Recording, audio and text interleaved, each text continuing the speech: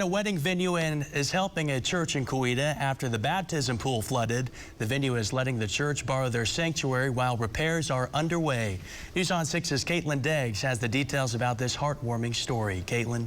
Well, Cal, the minister of the church, says when the church flooded, he contacted the owner of the venue across the street about holding services there, and the owner of the venue didn't hesitate to let them use it.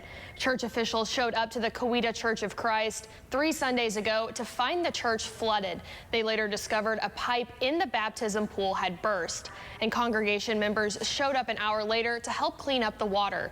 Because of potential mold and mildew problems, the minister said they needed to find a new sanctuary until they could rebuild. The Mission Bell across the street offered to help rent-free.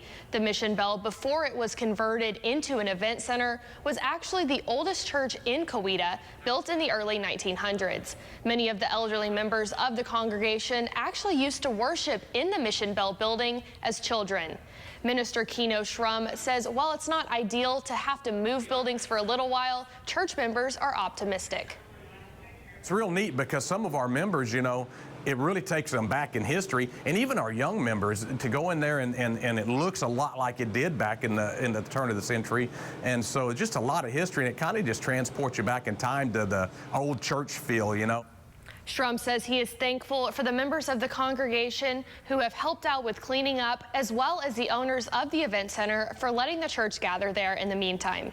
Caitlin Deggs, Oklahoma's Own, News on 6.